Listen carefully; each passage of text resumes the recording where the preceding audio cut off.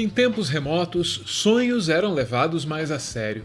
Basta olhar para a história bíblica de José do Egito. Ele foi prisioneiro e escravo, até o momento em que sua habilidade de interpretar sonhos garantiu que ele subisse muitos níveis na sociedade da época. José interpretou os sonhos do faraó. Durante o sono, o faraó teria visto 7 vacas magras devorando 7 vacas gordas.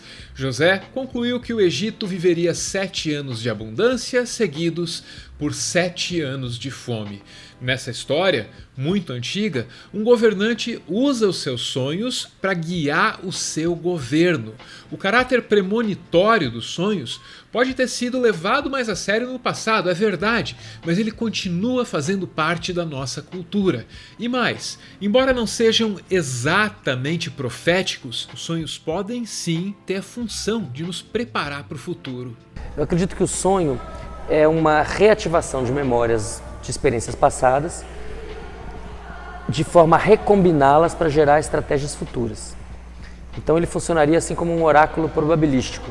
Ele tenta simular o futuro baseado no passado, mas ele é probabilístico, porque ele não sabe o que o futuro vai ser, então ele tenta encaixar. Como um ambiente de teste de hipóteses. De teste de hipóteses. A gente vê isso muito no registro pré-histórico, nos textos egípcios, nos textos gregos, na própria Bíblia, a importância dos sonhos, os sonhos, por exemplo, de José e o faraó. Muito do que a ciência discute sobre os sonhos ainda está no campo das hipóteses. Ainda assim, é tudo muito fascinante.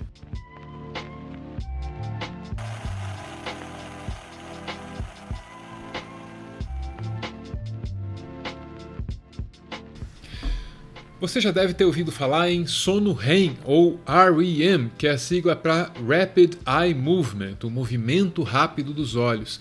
Talvez você também já tenha ouvido falar que é nessa fase do sono que acontece o descanso mais profundo do corpo e da mente, que inclusive usa esse período do sono para consolidar suas memórias. Até muito recentemente pensava-se que os sonhos eram uma mera consequência, meio que um efeito colateral e inútil do sono REM.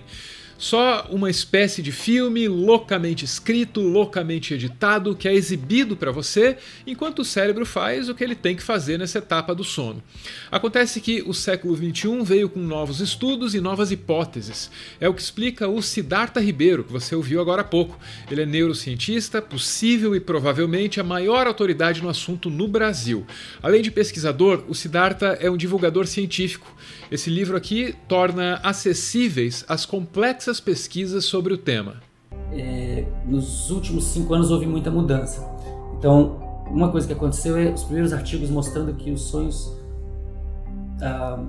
o conteúdo dos sonhos tem a ver com o desempenho na tarefa. Então, sonhar com a tarefa se correlaciona com o melhor desempenho na tarefa. Isso data de 2010, 2011, experimentos do laboratório do Robert Stickle em Harvard, alguns experimentos do nosso próprio laboratório e algumas outras pessoas apontando nessa direção. Isso não existia até recentemente.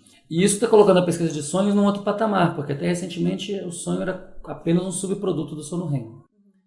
Agora a gente sabe que o sonho nem mesmo se restringe ao sono REM. Então você tem, hoje a maneira moderna de falar disso é que a gente sonha ao longo da noite durante diferentes fases de sono. Só que esse sonho muda de qualidade. Ele é uma história complexa no sono REM, ele é algumas imagens nas fases iniciais do sono, no sono hipnagógico, na transição para o sono. Ele é alguns pensamentos no sono de ondas lentas, mas ele é sempre um sonho. Né? É sempre uma atividade mental que tem a ver com os desafios da vigília, que tem, de certa maneira, um teor de simulação de situações possíveis. E é por isso que o Siddhartha define o sonho como a simulação de uma simulação. E esses exercícios oníricos de simulação, eles podem ter sido decisivos na evolução da nossa espécie. A ideia é relativamente simples. Ao sonhar com uma determinada ameaça do ambiente, você ensaia lá no fundo da sua mente como escapar dessa ameaça. Aí, quando essa ameaça se concretiza, esses ensaios ou simulações vão ser parte decisiva daquilo que vai definir se você vai sobreviver ou não. Quando você está um animal livre na natureza, tem que negociar todos os dias a vida e a morte, quer dizer, todos os dias o animal pode ser predado, todos os dias ele pode predar algum outro animal e ele pode encontrar parceiras para deixar descendentes férteis. ele está operando naquela chave que eu diria que é darwinista, né? Os imperativos darwinistas: matar, não morrer e procriar. E nesse ambiente em que tem muitas variáveis, mas que no final há uma redução da complexidade dessas variáveis a basicamente estímulos positivos e negativos, eu acho que foi nesse ambiente que o sonho se tornou muito adaptativo. Hoje, a gente vive de maneira muito diferente da dos nossos ancestrais, e isso pode ter afetado a maneira como nós sonhamos. É que, nos seus primórdios, a humanidade tinha poucas preocupações. Preocupações grandes, sem dúvida, mas poucas. Onde achar comida, como sobreviver e daí por diante. Os sonhos dos nossos ancestrais se concentravam em poucos temas, e aí essa baixa variedade temática tornava os sonhos provavelmente mais compreensíveis. Hoje é diferente. Você tem muitas preocupações e aí a sua mente se ocupa de várias coisas ao longo do dia. A conta para pagar, a louça para lavar, o trabalho pendente. Quando tudo isso se mistura no sonho, aquilo que o Siddhartha chama de oráculo probabilístico deixa de funcionar tão bem. O que acontece? Quando a gente sai, através da cultura, desse ambiente de poucos imperativos darwinistas para a situação de hoje em dia, em que você tem 5.000 problemas pequenos, você não acha que vai morrer hoje, mas você sabe que hoje você pode não conseguir pagar uma conta, ou você pode não conseguir chegar na hora num compromisso. Então você troca aquelas três preocupações fundamentais, que tem um valor muito grande, por milhares de preocupações de valor muito pequeno. E aí esse oráculo probabilístico ele fica meio quebrado. Porque aí ele não consegue mais... uma coisa é você tentar prever o futuro quando tem poucas variáveis, outra coisa é tentar prever o futuro quando tem milhares. Nos momentos da vida em que você lida com uma ameaça séria, tipo um parente entre a vida e a morte, ou então um risco sério de desemprego, aí é nessas coisas que você se concentra, esquecendo das outras. É por isso que os sonhos que você tem diante dessas circunstâncias tendem a ser bem mais significativos.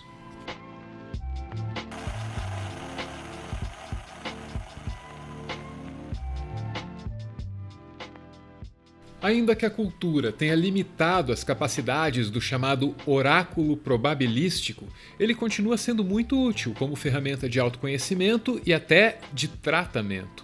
Muito sofrimento pode ser mitigado através do bom uso dos sonhos.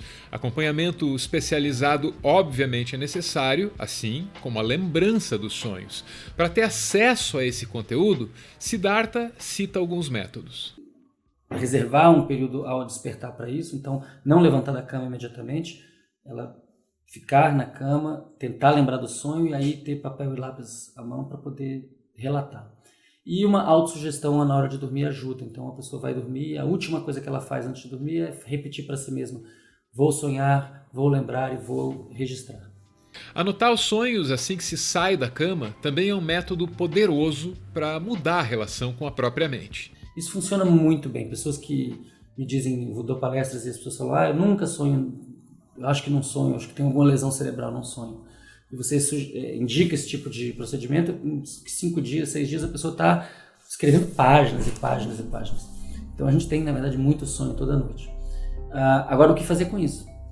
Então, desde você simplesmente ler aquilo e usar aquilo para a sua reflexão, ou conversar com as pessoas, ou fazer de fato uma psicanálise, tratar aquilo num contexto, num setting psicanalítico com alguém que tem uma formação profissional, geralmente ajuda muito a gente a parar de sofrer por besteira. Né? Tomar nota das suas atividades no mundo onírico pode mudar completamente a sua vida aqui no mundo real, confie em mim. Talvez você encontre alguns demônios, talvez você precise de ajuda para enfrentá-los. Mas se esse for o seu caso, então você definitivamente precisa olhar para os seus sonhos e principalmente para os seus pesadelos. Porque olhar para eles é olhar para dentro.